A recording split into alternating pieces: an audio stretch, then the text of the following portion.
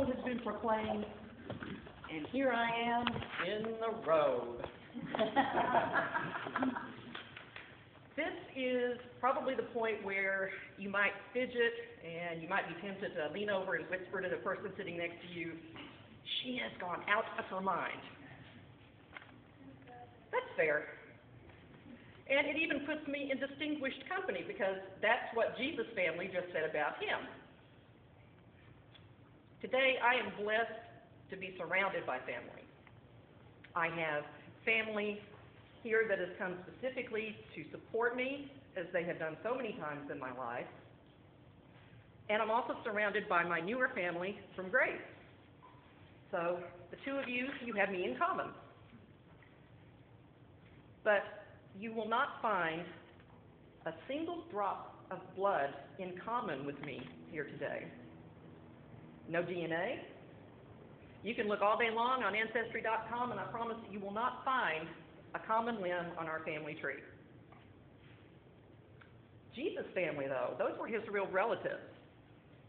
And you have to wonder, reading this, knowing that some of them rejected him and did not even accept his teachings, how many of them were really that concerned about restraining him for his well-being?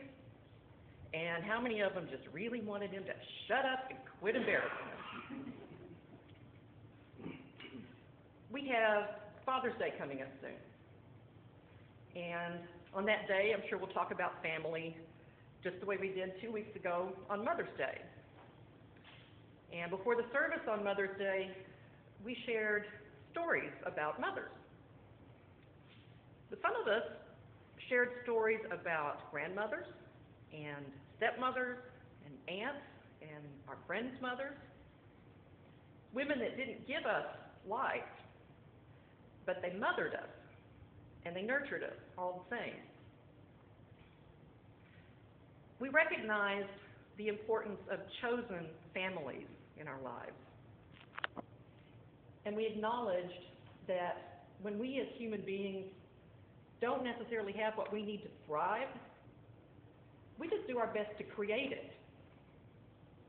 And that's what makes a chosen family so precious.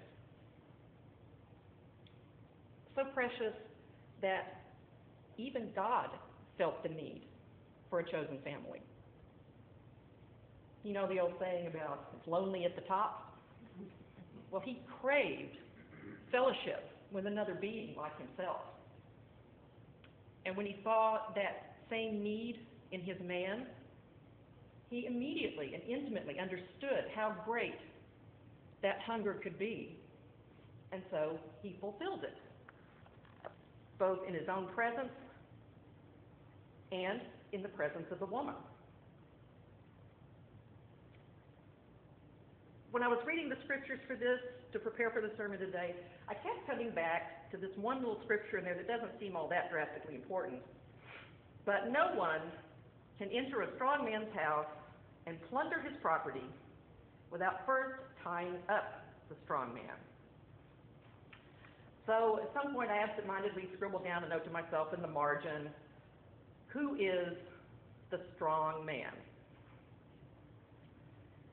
And in my readings from the experts, the general opinion seemed to be that in this reference, the strong man was Satan. And it was referring to Satan and the demon that Jesus had just cast out. But since we're all in crazy town today, why don't we go all the way and we'll just turn this on its head and ask ourselves, who is not the strong man? Well, we just had a couple of really good examples in Genesis. The strong man is not naked dude hiding in the bushes, blaming all his problems on his wife, nor is the strong man naked wife hiding in the bushes, pouting because the snake didn't play fair, and no doubt muttering a few choice words about naked hubby under her breath. I mean, if you think about it, that is a really funny scene. Except for the sadness. God had come out into his perfect, beautiful garden in the cool of the evening. There was a breeze blowing. He could hear his crickets chirping, maybe hear a brook babbling off to the side. All he wanted was to relax and spend quality time with his family. And instead, what did he find? His family had been turned against itself. They had been sabotaged. Their peace and their unity had been plundered. So where does that leave us? It would be a tragedy if the story ended there. But one of the perks of being God is that you know how the story turns out in the end. Because, duh, it's your story. Right? Even then, God was putting a plan into place to restore his family. Otherwise, we wouldn't have had the story that we read in the gospel this morning. And his elegantly brilliant plan to bring his chosen family back together, to offer the kind of family tie that saves us from division, the kind that wraps us in an unbreakable embrace. What were we saying earlier that we lacked as relatives but not as family? Blood. Common blood. The kind that can restore us to God and his family. The kind given freely and without reservation. The kind that could guarantee that God could look around at this house jam-packed full of his followers and say, without hesitation, these are my brothers and my sisters. It's the kind that can embrace a church family that has a pride parade, a homeless youth ministry, all different races, all different genders and gender identities, even a few uppity women who say, heck no, I'm not going to stay silent. And who knows what else.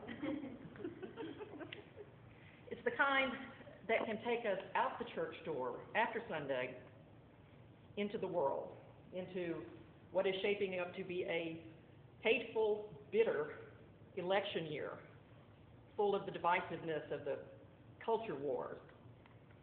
It can take us out into that world still being in communion with him and with each other.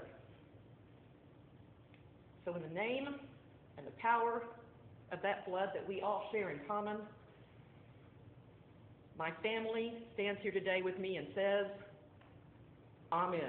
Amen. Amen.